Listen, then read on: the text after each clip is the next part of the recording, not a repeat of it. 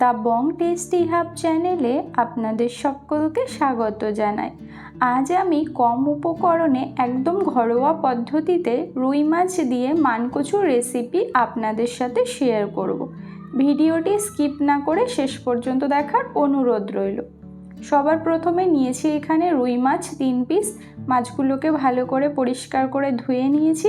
ম্যারিনেশনের জন্য দিয়ে দিচ্ছি পরিমাণ মতো লবণ, দিয়ে দিচ্ছি পরিমাণ মতো লঙ্কা গুঁড়ো, আর দিয়ে দিচ্ছি পরিমাণ মতো হলুদ গুঁড়ো দিয়ে এবার খুব ভালো করে মেখে নিতে হবে। আর মাছে লঙ্কা গুঁড়ো দিলে স্বাদ ভালো হয়। মাখার পরে 10 মিনিট ম্যারিনেশনের জন্য রেখে দেব। এবার এখানে নিয়েছি কিছুটা মানকচুটাকে ভালো করে কেটে ছোট ছোট টুকরো করে পরিষ্কার করে ধুয়ে নিয়েছি। এবার এটাকে ভাপিয়ে নেব। তার জন্য একটা প্যানে আমি জল বসিয়েছি। এর মধ্যে আমি দিয়ে দিচ্ছি স্বাদ অনুযায়ী লবণ, দিয়ে জলটাকে ভালো করে ফুটিয়ে নেব। জলটা ফুটে এলে এবার মানকচুর টুকরোগুলো একে একে আমি দিয়ে দিয়েছি। এবার মিডিয়াম আঁচে আমি ভালো করে 5 মিনিট এটাকে ভাপিয়ে নেব। তো দেখুন ফুটতে শুরু করেছে আর এখানে আমার অলরেডি 5 মিনিট হয়ে গেছে। এবার আমি নামিয়ে এটাকে জল ঝরিয়ে একটা পাত্রে রেখে দেব। এরপর গ্যাসে কড়াই বসিয়ে কড়াই গরম করে দিয়ে দিচ্ছি 3টে এলাচ আর 1 টুকরো দারচিনি।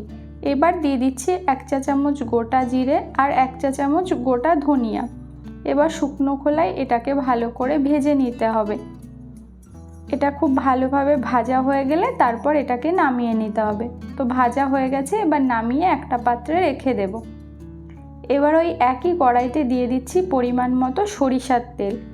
তেলটা দেওয়ার পরে খুব ভালো করে গরম করে নিয়ে এর মধ্যে একে একে ম্যারিনেট করা মাছগুলোকে দিয়ে উল্টে পাল্টে ভালো করে ভেজে নিতে হবে।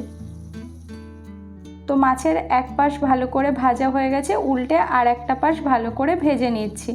আর মাছ যত ভালো ভাজা হবে খেতে কিন্তু ততই বেশি ভালো লাগবে, তবে খুব বেশি কড়া করে ভাজার দরকার নেই।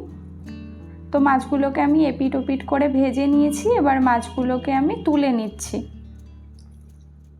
এবার ওই একই তেলে আমি ফোড়নে দিয়ে দিচ্ছি শুকনো লঙ্কা। একটা শুকনো লঙ্কাকে আমি 2 টুকরো করে নিয়েছি। দিয়ে দিচ্ছি 1/2 টিস্পুন গোটা জিরে আর একটা তেজপাতাকে ছোট ছোট টুকরো করে নিয়েছি। এবার ফোড়নটাকে খুব সুন্দর করে ভাজা ভাজা করে নিতে হবে। ফোড়ন থেকে একটা সুন্দর স্মেল বেরোলে তখন আমি এর মধ্যে অ্যাড করে দেব ভাপিয়ে নেওয়া মানকচু। কচুগুলো দেওয়ার পরে দিয়ে দিচ্ছি 1 চামচ লবণ।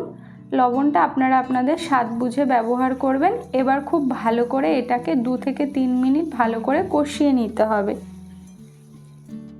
3 মিনিট কষানোর পরে আমি এর মধ্যে দিয়ে দিচ্ছি 1/2 চামচ হলুদ গুঁড়ো আর দিয়ে দিচ্ছি 1 চামচ লঙ্কা গুঁড়ো। ঝালটা আপনারা আপনাদের স্বাদ বুঝে ব্যবহার করবেন। এবার আমি 5 মিনিট মিডিয়াম আঁচে খুব ভালো করে কচুটাকে কষিয়ে নেব। তো এখানে আমি খুব ভালো মতো কষিয়ে নিয়েছি। এবার এর মধ্যে একটা টমেটোর টুকরো দিয়ে দিচ্ছি। আপনারা চাইলে টমেটোটা স্কিপ করতে পারেন, বাট দিলে খেতে ভালো লাগবে। দিয়ে আবারও 5 মিনিট মিডিয়াম আঁচে খুব ভালো করে কষিয়ে নিচ্ছি। তো দেখুন কষানো হয়ে গেছে আর টমেটোটাও সফট হয়ে এসছে। এবার আমি এর মধ্যে অ্যাড করে দিচ্ছি পরিমাণ মতো জল। জলটা দেওয়ার পরে সমস্ত কিছু খুব ভালো করে মিশিয়ে নিতে হবে। মেশানোর পরে ঝোলটাকে খুব ভালো মতো ফুটিয়ে নিতে হবে। এই রান্নাটি কিন্তু খেতে ভীষণই ভালো লাগে। তো আপনারা অবশ্যই একবার ট্রাই করবেন। আশা করি আপনাদের ভীষণই ভালো লাগবে। কচুগুলো অনেকটাই সেদ্ধ হয়ে এসছে। এবার এর মধ্যে ভাজা মশলাটা আমি শিলনোড়াতে বেটে নিয়েছি সেটাই অ্যাড করে দিলাম। গোটা জিরে, গোটা ধনিয়া আর এলাচ। ঝোলটা একটু ভালো করে ফুটিয়ে নিয়ে এবার ভেজে রাখা মাছগুলোকে দিয়ে খুব ভালো করে মাছগুলো মিশিয়ে নিচ্ছি। এরপর আমি ঢাকা দিয়ে মিডিয়াম আঁচে 10 মিনিট রান্না করব।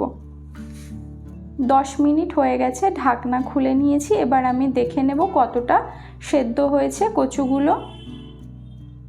কচুটা যত ভালো হবে স্বাদ কিন্তু ততটাই ভালো হবে। কচুর উপরে রান্নাটা ডিপেন্ড করবে। এবার উপর থেকে সামান্য একটু ধনেপাতা কুচি ছড়িয়ে দিলাম। দিয়ে 2-3 মিনিট ফুটিয়ে নিয়েছি। রান্নাটা অলমোস্ট ডান।